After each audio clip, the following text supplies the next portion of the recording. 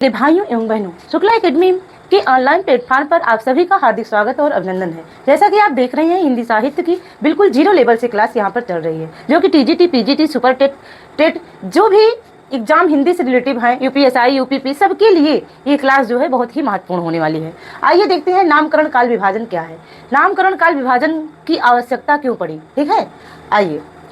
नामकरण काल विभाजन का महत्वपूर्ण आधार रचनाओं की बहुलता होती है। क्या होती है? रचनाओं की बहुलता। बहुलता का तात्पर्य है कि उन एक जैसी रचनाएं अधिक मात्रा में हों, तो वो क्या है?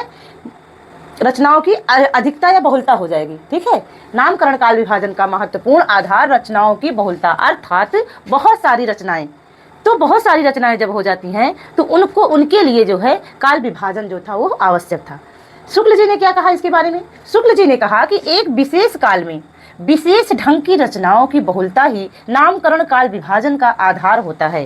कहने का तात्पर्य, एक विशेष काल में, एक विशेष समय में, एक विशेष ढंग की रचनाओं, ठीक है, की बहुलता, यानी ज्यादातर रचनाएं, विशेष ढंग की एक ही प्रकार की रचनाएं ज्यादातर हैं, तो नामकरण काल विभाजन का वही आधार बनती हैं।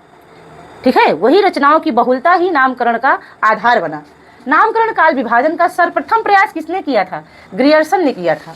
हिंदी साहित्य इतिहास में आदिकाल और रीतिकाल सबसे ज्यादा विवादित रहे। इन दोनों पर साहित्यकारों ने अलग अलग मत प्रस्तुत किया है। कहने का तात्पर्य कि हिंदी साहित्य के इतिहास में आदिकाल और रीतिकाल जो है वो सबसे ज्यादा विवादित रहा। इन दोनों पर साहित्यकारों ने अलग अलग मत जो है अपना प्रस्तुत किया है। ठीक है, तो आचार्य शुक्ल ने विशेष काल में, जैसा कि कहा गया है, विशेष काल में विशेष ढंग की रचनाओं के आधार पर इसी काल का नामकरण, किस काल का? आदिकाल का नामकरण, इसीलिए दोहरे नामकरण की प्रवृत्ति शुक्ल जी ने शुरू की। शुक्ल जी को दोहरा नामकरण की प्रवृत्ति शुरू करने का श्रेय जाता है। ठीक है, आइए अब आदिकाल को हम देखते हैं कि आदिकाल को किसने क्या कहा। ठीक है, आदिकाल को किसने क्या कहा। एक तरफ हम साहित्यकार लिखेंगे, दूसरी तरफ दिया गया नाम लिखेंगे। इस तरफ से हम नोट्स बनाएंगे और इसको देखेंगे कि ग्रियर्सन ने क्या कहा? चारण काल कहा। क्या कहा? चारण काल कहा। मिश्र बंधुओं ने क्या कहा? आरंभिक काल कहा। मिश्र बंधु कौन? वही GSS। ये कि अगले मिश्र बंधु कौन है? ठीक है, चलिए। आचार्य शुक्ल ने क्या कहा है? वीरगाथा काल कहा है।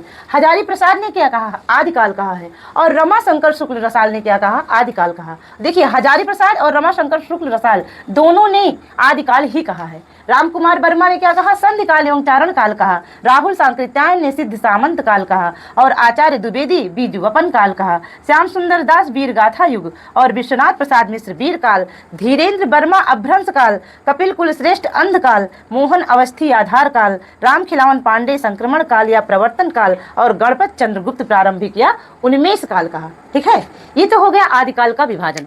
आदिकाल के विभाजन के बाद हम देखेंगे भक्ति काल को, फिर रीतिकाल को, फिर आधुनिक काल को, कि किसने, किन साहित्यकारों ने क्या नाम दिया। ये हो जाएगा नामकरण। नामकरण के बाद हम फिर काल विभाजन देखेंगे। ठीक है, कि किसने क्या माना, कितने से कितने समय तक माना। ठीक है, ये सारी चीजें हम फिर देखेंगे उसके बाद अगली वीडियो में।